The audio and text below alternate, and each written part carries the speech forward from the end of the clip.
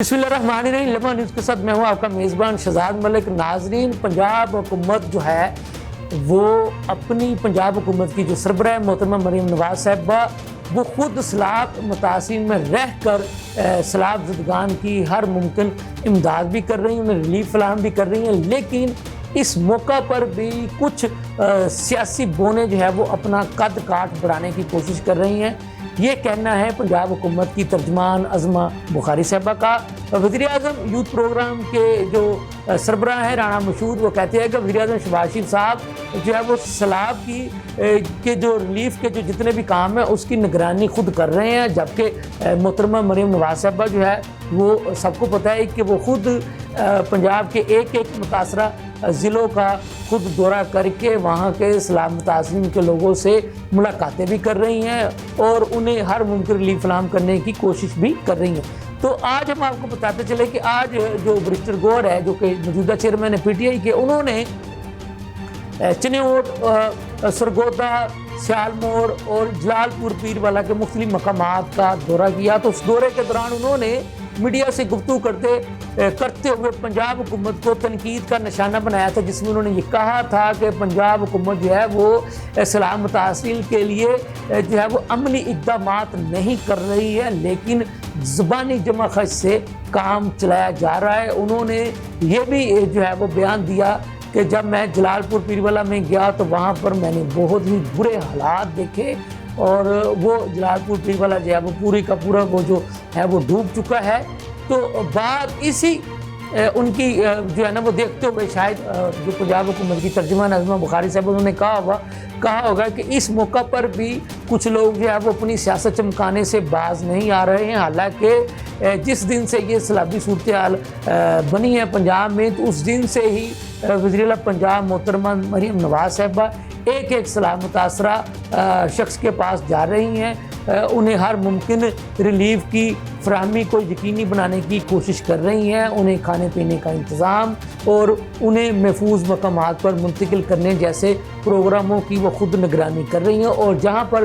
कहीं एक दो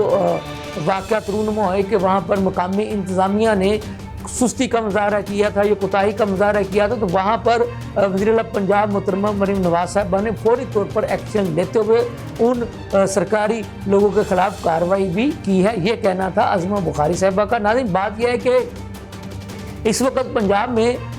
बहुत के जो कुछ अज़ला ऐसे हैं कि जहाँ पर बहुत बुरी सूरत हाल जो है वो सामने आ चुकी है, जिनमें जलालपुर पीरवाला सरफहरिस्त है। उसके बाद लियाकतपुर के बारे में बताया जा रहा है कि वो गांव भी पूरे का पूरा डूब चुका है। इसी तरह से बहुत सारे हमारे जो जिसको कहा जाए ना कि सैकड़ों देहात जो है वो ज़ेरे आब आ चुके हैं। हमने आपको अब तक की जो पंजाब में जो सैलाब की तबाह करी है उसके बारे में भी तफसीली रिपोर्ट जो कि पंजाब का जो महकमा है PDM में, यानी पंजाब डिज़ास्टर मैनेजमेंट अथॉरिटी, उसने जो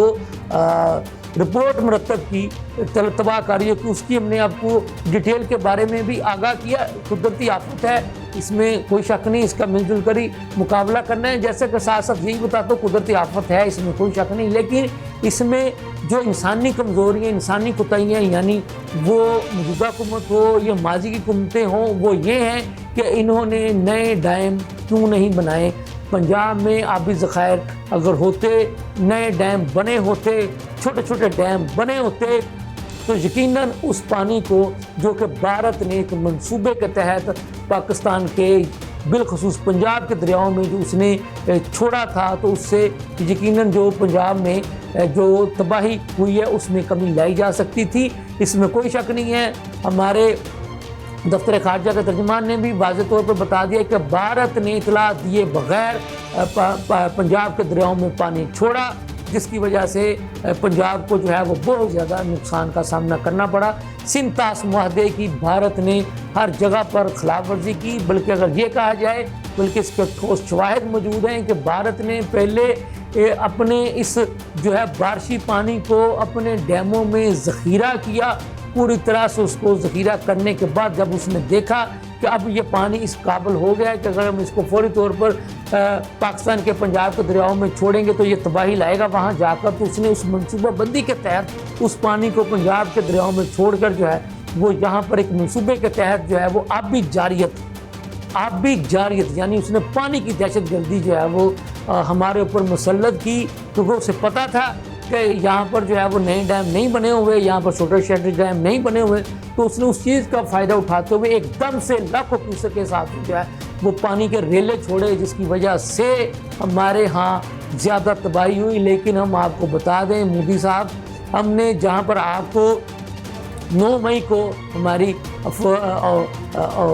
10 مئی کو جہاں پر ہماری افواج پاکستان نے تمہیں ناکو چنے چبوائے تھے، تو تمہاری اس آبی جاریت کا بھی ہم انشاءاللہ تعالی منصوبہ بندی کے ساتھ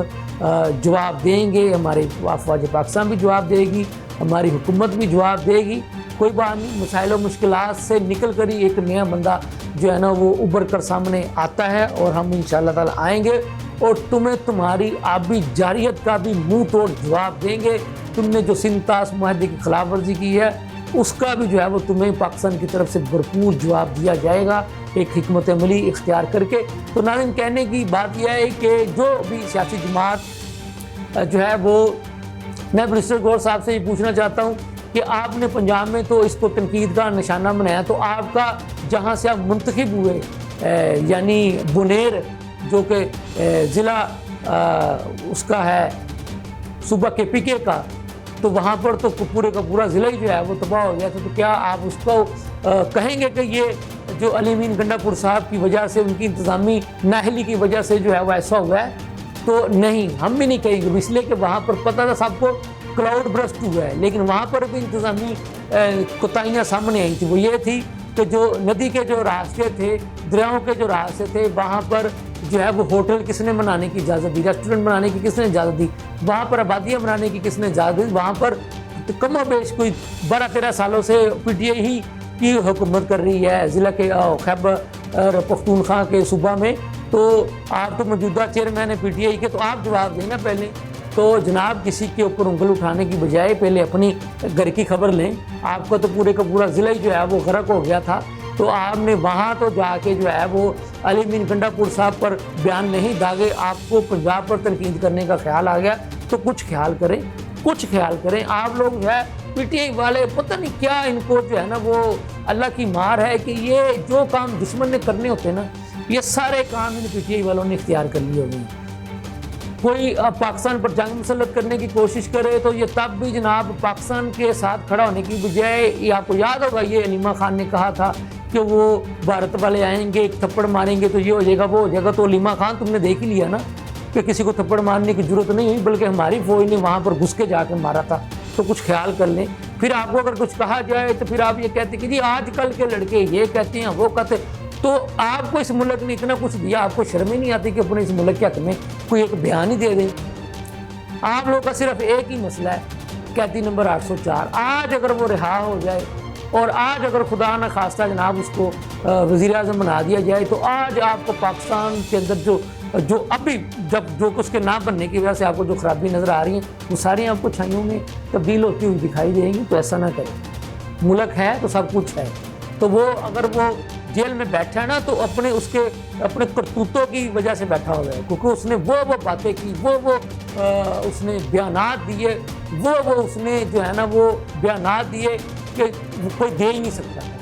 تو امید ہے کہ آپ لوگ کچھ شرم کریں گے، کوئی حیا کریں گے اور اپنے ملک کا بھی سوچیں گے۔ اس کے ساتھ مجھے اجازت دیجیے، اللہ حافظ۔